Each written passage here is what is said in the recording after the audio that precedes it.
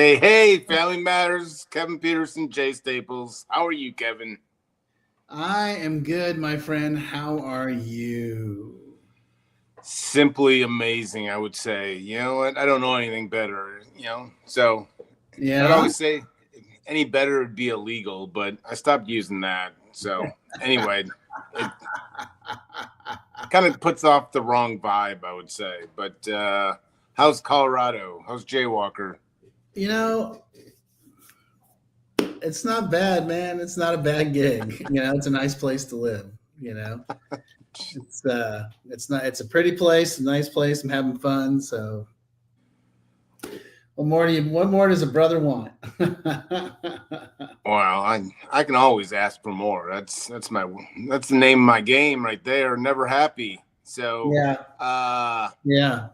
alrighty, do this every week ish to the best of our ability. We answer your questions, concerns.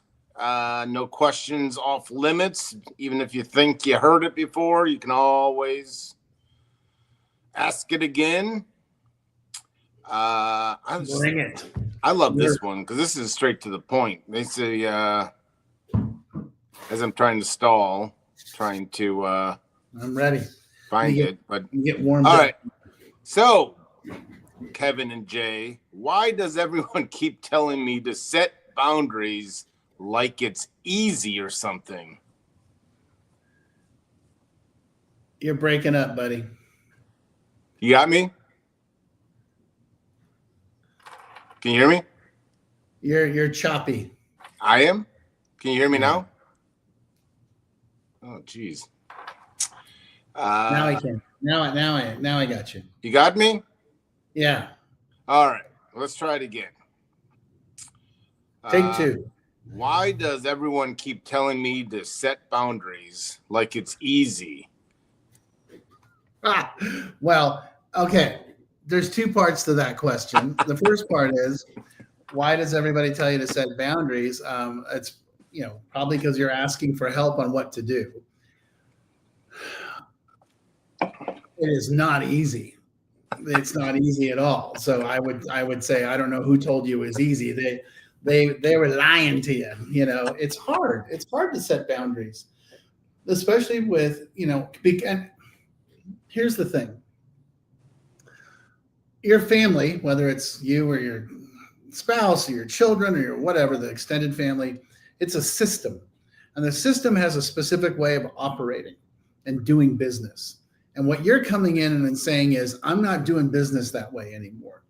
So here's the hard part about setting boundaries. And this is the really critical piece, is that someone who's codependent, so we're going to assume that there's a codependent relationship here, has been allowing these things, allowing unacceptable behavior to happen, accepting unacceptable behavior to happen. And now, because of the pain and suffering that's bringing, they're being told you need to set boundaries. But here's the thing. This is what this person is reacting to, and this is the fear. If I do what you're telling me to, and I hold these boundaries, there's a good chance this person will leave me. And now we are getting into abandonment, fear of abandonment. And that ultimately is where this all resides. For the person that has been allowing the codependent relationship to fester and allowing these things to occur and to happen, and that's because they don't want to lose this person. They don't want to lose the relationship.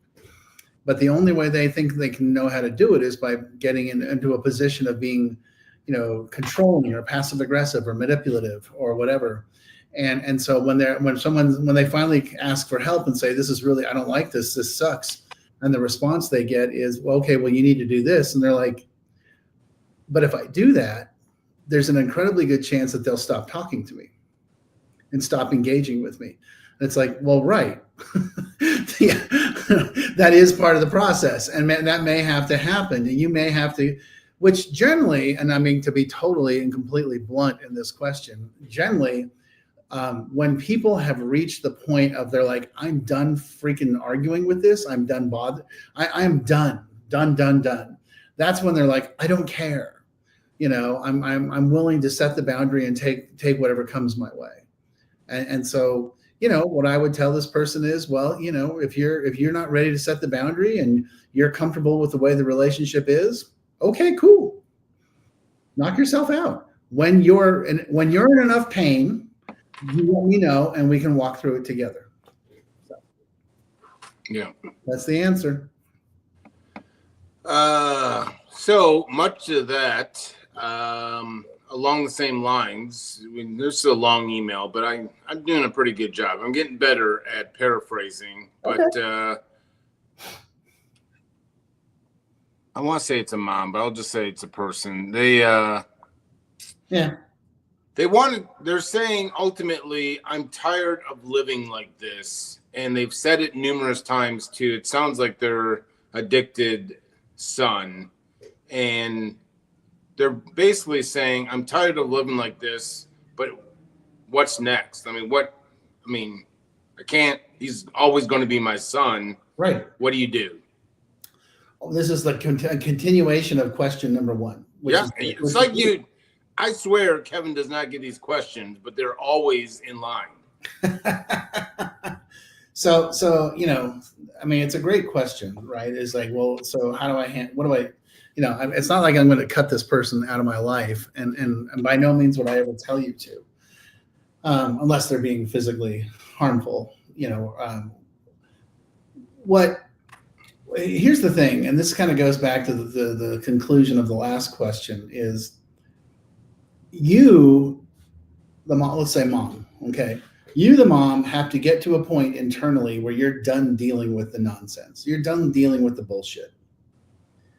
And until then, there's really not much that can be done. And that's really what it comes down to. When you're at a point where you're like, that's it.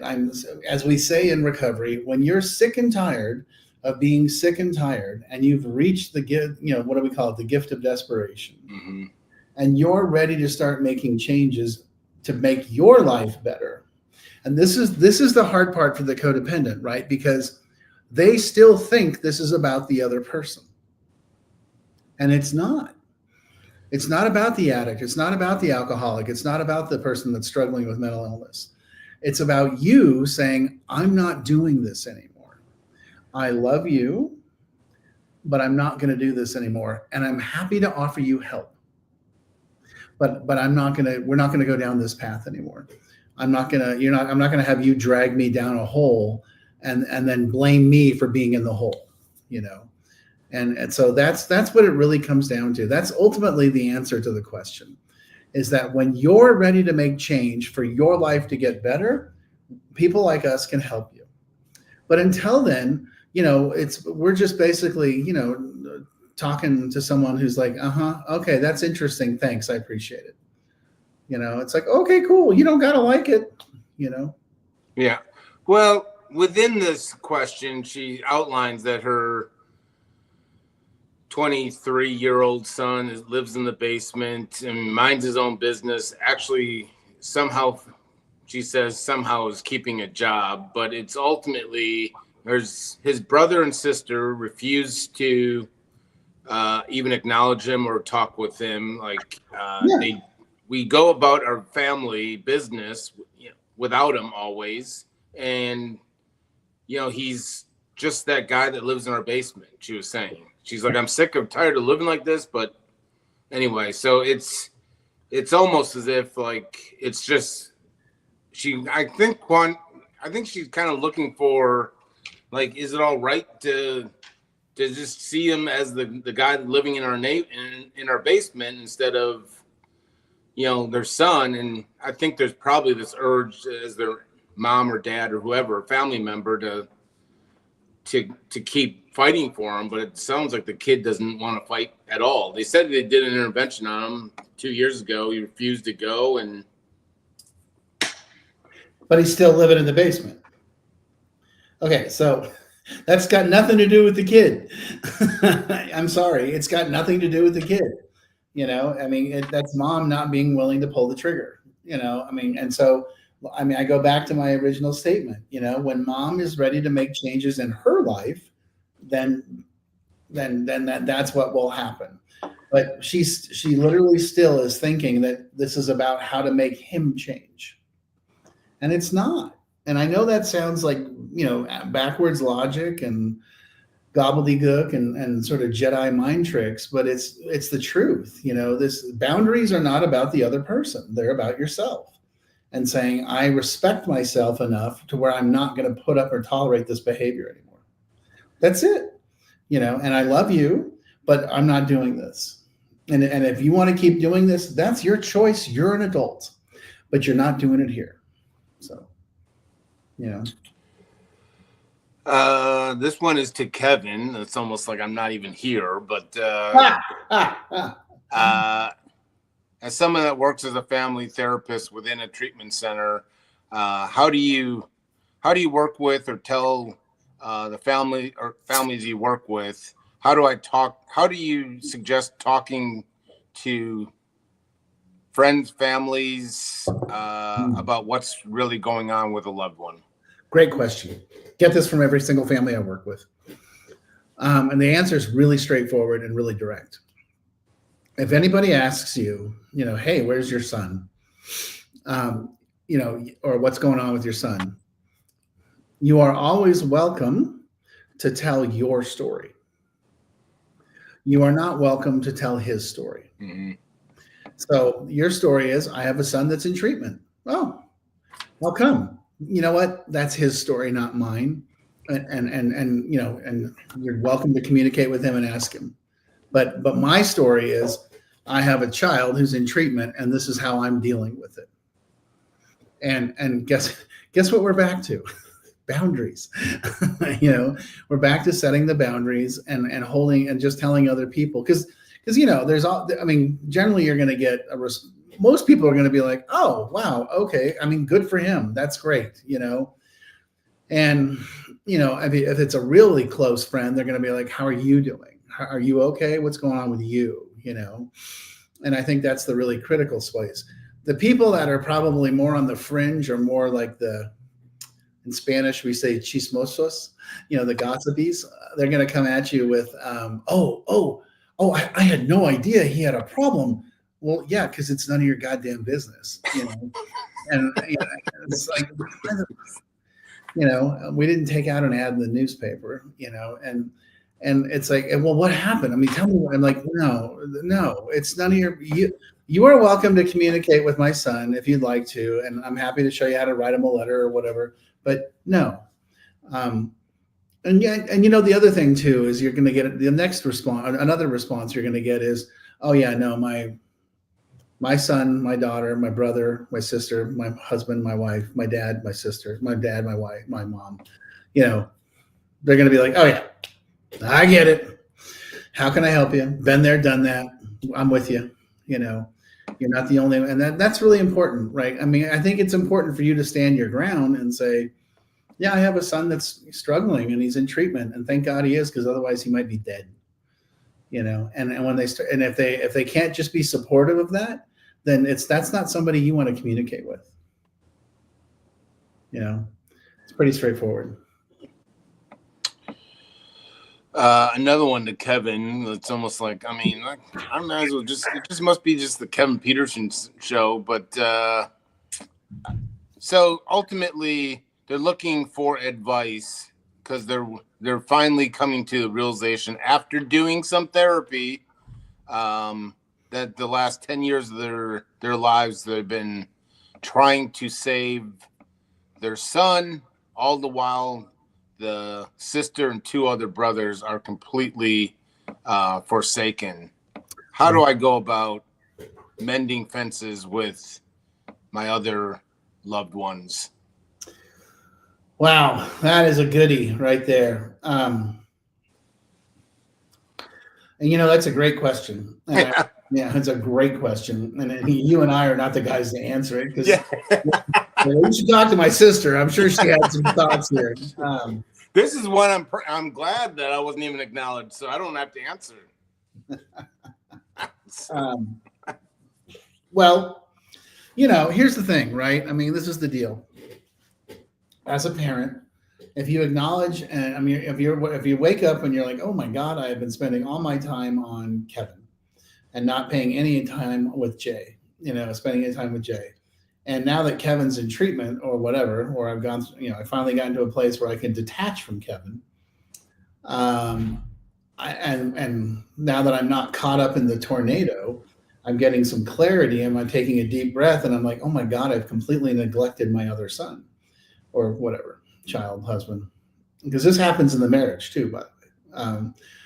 It's never too late to sit that person down and say, hey, I need to let you know that I've been doing some work on myself and I'm setting some boundaries. And I realize that I have really let you down. And I need to make amends for that. I need for you to know that I realize that I've made a mistake and I would like to rectify that. Can you please let me know how I can do that? Good old fashioned amends. Now, if they're like, sure, I'd like you to pay off my credit card bills. It's like, no, I'm not going to do that. Well, you paid over, $300,000 for his treatment. Yeah, you're right. But that would be enabling you. And that's not a good choice. But, but I'm happy to spend time with you. Do you want to go to therapy together? Do you want to go do stuff together? I realize that I've been neglecting you and let me make it right. So, yeah. And that's the thing. If this person you said has been doing a lot of therapy and is kind of probably getting a ton of self-awareness and realizing that they've made a mistake, it's never too late to admit to the mistake and rectify the mistake. It's not that this stuff isn't written in stone. We can make it right.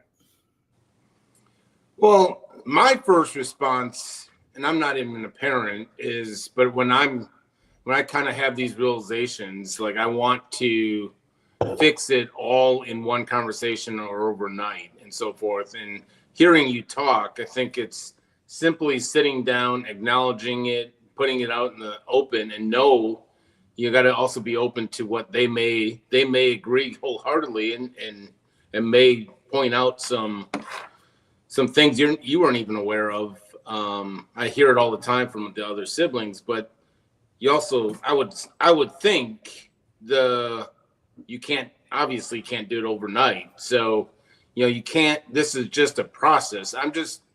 I would be reminded, because I love fixing everything, instant gratification, instant fixing. Are we cool? Are we cool?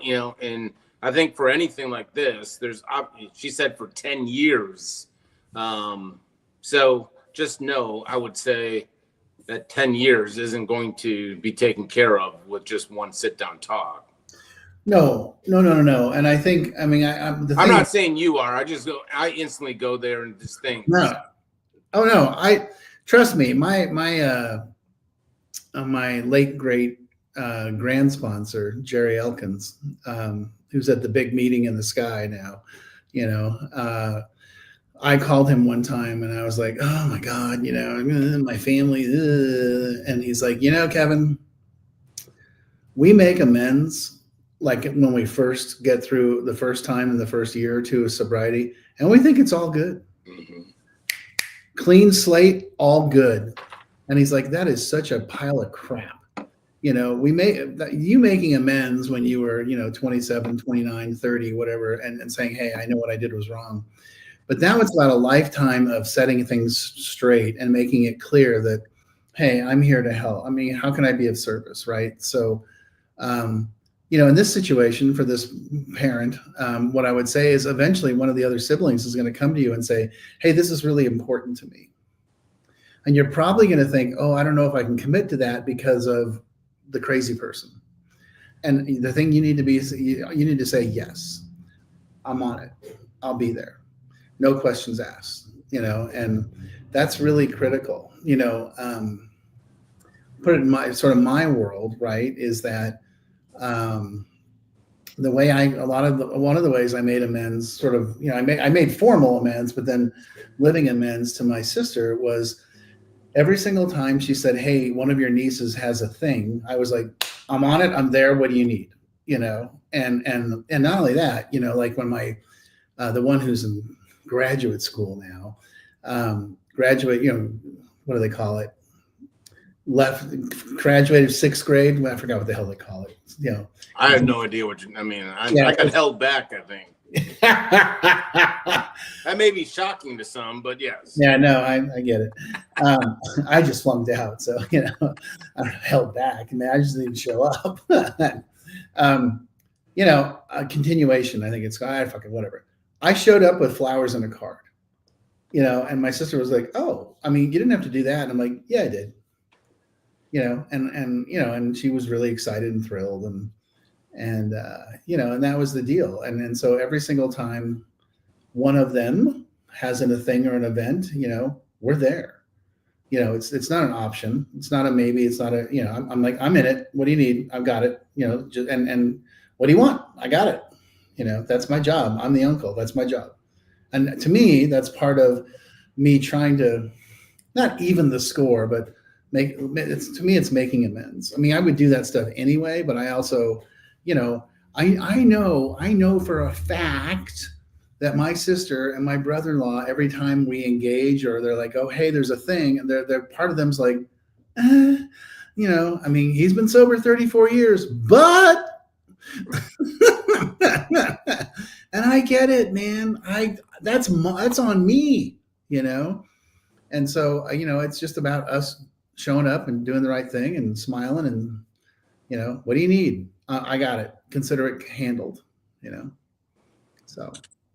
Yeah, I mean, I see it as, my brothers never really kind of said, really, here's things you can do or anything. They pointed out some of the things that hurt them within my original amends, but my living amends is similar that, any one of their kids or anything like that I see it as kind of a way of giving back to my brothers, but also being seen as a really cool uncle. But at the same time, it's kind of a way of giving back to my brothers as part of the living amends and showing up differently.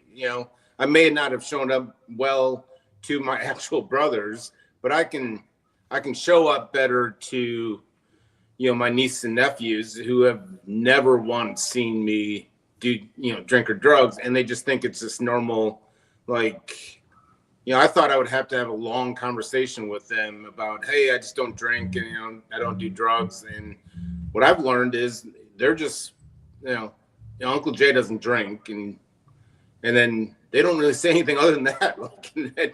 I thought I'd have to go in this long explanation. They're just like, that's just what Uncle Jay is like. And so then, we think it's a big deal, but I know it's a big deal that how I show up to them and live recovery principles and kind of teach them some recovery principles is my kind of way of giving back to my brothers. Absolutely, man. Absolutely. I think my nieces were in grammar school or elementary school, and they were doing that game where they ask you rapid fire questions, and the oldest one was like, you allergic to anything? And I said, yeah, alcohol. And she's like, yeah, my mom told me. And I was like, well, if you ever have any questions, I'm always willing to answer anything you want. And then, what's really interesting is that when she was a freshman or sophomore in college, she called me in San Diego, and she said, hey, I need your help. A friend of mine, we're carrying a friend of mine home and every single night. And I'm worried about her. And I was like, no problem. I will start researching everything at your school and find out who to talk to and where to go and what to do. And if you have any questions, I'm here for you. I will take care of everything. I'm your guy. And, I sort of helped her out. And, then another time when I saw her I saw her at Christmas a couple of weeks later, I was like, hey, how's your friend? And she's like, I think she's okay. I gave her all the information you gave me for the school counseling program and And I was like, okay, well, I'm going to tell you something. I never felt like a better uncle than that day. I was like, this is what I signed up for. What do you need? You want me to get on a plane? So. God, yeah, I'm here. I'm waiting for that day when my nephews or niece calls and says like, hey, I smoked weed for the first time or something like that. And, who knows? Maybe it'll never happen. Maybe they'll be sober their whole life. But I think hearing you talk, I just replayed in my head, I think they would be comfortable enough to probably bring that up to me, and that's all I can do. I mean, Yeah. you can't show up any better than that. So, Nope. And they need to know that you're reliable. Because we weren't, right? I mean, at the end of the day, we weren't reliable, and now we are. So when you're called upon, we show up. And this, by the way, not to get all sappy and weepy, but this is what the 12-step program, this is what AA provides you with. It provides you with a second chance to be there or an 8th or 9th chance. Well, yeah, it always provides you with an opportunity to make it right. So that's how we make it right.